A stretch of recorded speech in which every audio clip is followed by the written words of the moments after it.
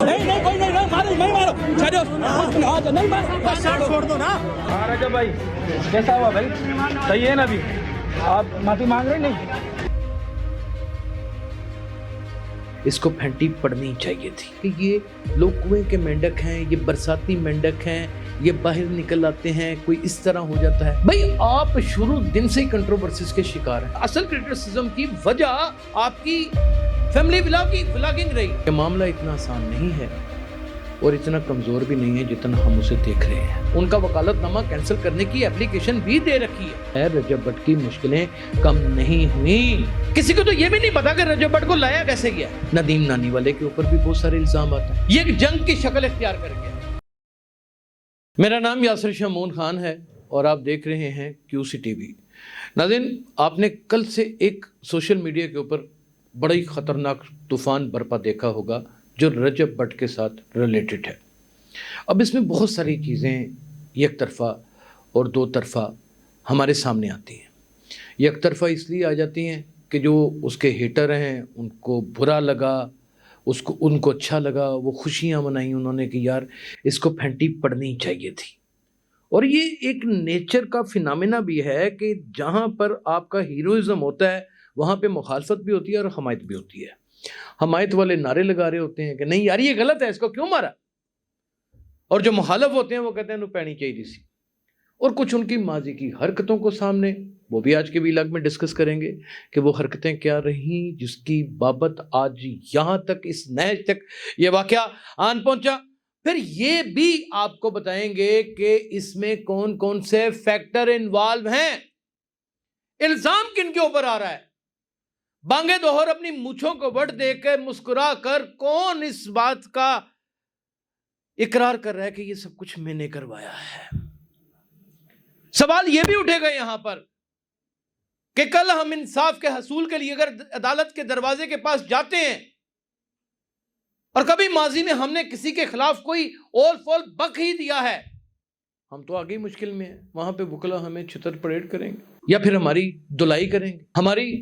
धुलाई करेंगे या फिर इस तरह दस्तों गिरेबां करेंगे। ये हुआ क्या वाकया, ये कैसे वाकया पेश आया? मेरे अनली साहब के पास लाजमन कहीं ना कहीं वो वीडियो पड़ी होगी जिसमें रजब भट्ट ये ऐसी गुफ्तगू कर रहा है वकला के हवाले से, खास करके सोलंगी जिसने पर्चा इनके ऊपर 295 का करवाया हुआ है, कराची के वकला। और आगे आने वाले फ्यूचर में जो भी कीड़े उठेंगे बरसाती लड्डू, उनके खिलाफ FIR देंगे। उसके हवाले से ऐसी कर रहा है कि ये लोग कुएं के मेंढक हैं, ये बरसाती मेंढक हैं, ये बाहर निकल आते हैं, कोई इस तरह हो जाता है। नाजरीन, जो रजब के साथ हुआ उसको डिफेंड नहीं किया जा सकता, वो गलत हुआ, वो मनोअन तस्लीम करते हैं, उसकी मजम्मत करते हैं, ये नहीं था होना चाहिए, ये 100% बात हकीकत है। मगर काला कोट अपनी जगह पे एहतराम का हामिल है। वतन अजीज पाकिस्तान के बानी कायद आजम मोहम्मद अली जना, शायर मशरिक इलामा इकबाल, और फिर लातदाद जजेस जिनकी साइटेशंस के ऊपर कवानीन को आगे साबित किया जाता है। फिर मुकन्नना कानून साज असम्बलियां, उसमें बैठे वकला, law minister, so many constitutional rights involve हो जाते हैं जिनको ये गाली दी जाती है। मैं अचानक कह देता हूँ फर्ज मोहल्ला, खुदा मुझे माफ फरमाए, अल्लाह ताला मुझे माफ फरमाए, अल्लाह पाक मुझे माफ फरमाए, मैं कह देता हूँ सारी खंजीर हैं। मेरा मतलब कि चलो फिर असी खंजीर ना तो फिर कुटांगे तो सही ना दिन फड़ के। ये एक नेचर का फिनोमेना है। घर में चोर आ जाता ना तो आहट होती है, तो को पूछता ना क्यों किवें, तो फिर चोर भी आगे से कहता है, वो चोर से डकैत बन जाता है, कहना कि मैं फिर क्यों सही। ये मामला हुआ यहाँ। भाई आप शुरू दिन से ही कंट्रोवर्सीज के शिकार हैं।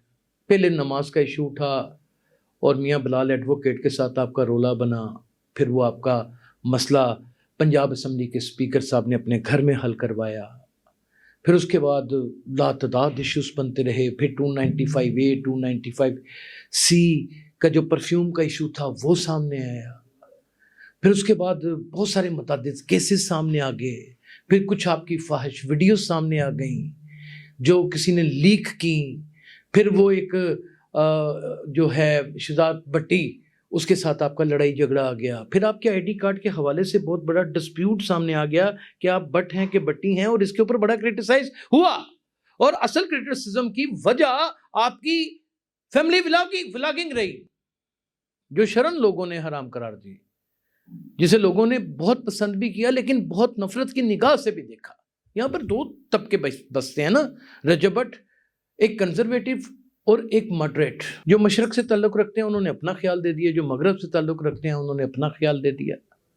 اب آج کے ویلاگ میں جو سب سے بڑی خبر ہے وہ یہ ہے کہ معاملہ اتنا آسان نہیں ہے اور اتنا کمزور بھی نہیں ہے جتنا ہم اسے دیکھ رہے ہیں. میاں علی شفاق ایک بہت بڑا وکیل ہے, اس میں کوئی دو رائے نہیں ہے, اور اس نے سلنگی کے اوپر اور جو لوگوں نے حملہ کیا ان کے اوپر مقدمہ بھی کروا دیا ہے, ان کا وکالت نامہ کینسل کرنے کی اپلیکیشن بھی دے رکھی ہے.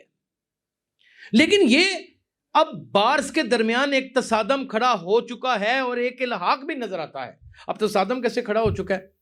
اگر کوئی بار کہتی ہے کہ نہیں ان کا وکالت نامہ کینسل ہونا چاہیے تو کراچی بار ان کے ساتھ لڑے گی, وہ تو اپنے وکیل کے ساتھ کھڑے ہوں گے, وہ کینسل نہیں ہوگا. تو خود کو بڑا شیر اور بہادر سمجھ رہا تھا رجب بٹ صاحب, تو آج ان کو جو ہے وہ پتہ لگ گیا ہوگا کہ جو ہے وہ ہمارے وکیلوں کے بارے میں. اور اگر کراچی کے وکلا نے لاہور کے وکیل کی پخ مارتے ہوئے, اس کی سائیڈ لیتے ہوئے یہ قدم اٹھایا ہے جس میں پھینٹی لگائی ہے, رج کے چھترول کی ہے رجب بٹ کی, تو پھر ظاہر ہے کہ لاہور کے وکلا کے اوپر تو یہ قرض کی شکل میں اتر آیا. اور آج میں آپ کو متنبع کرتا چلا جاؤں کہ میرے ذرائع مجھے اس بات کی تصدیق کرتے ہیں کہ رجب بٹ کو لاہور کی پیشی میں کوئی ایسی مشکل گھڑی کا سامنا کرنا پڑ سکتا ہے. رجب بٹ کی مشکلیں کم نہیں ہوئیں, وہ بڑھتی چلی جا رہی ہیں. کسی کو تو یہ بھی نہیں پتا کہ رجب بٹ کو لایا کیسے گیا ہے. وہ اپنے منہ سے تسلیم کرتا ہے کسی نے رپورٹ کی ہے کہ میں کورٹ سکونڈر ہوں, میرے اوپر مقدمات ہیں, اور یہی اس نے جھوٹ بولا تھا کہ میرے اوپر مقدمات نہیں ہیں. تو وہاں پر اس کو جتنی دیر کا ویزا ملنا تھا وہ ملا اور اس کا ویزا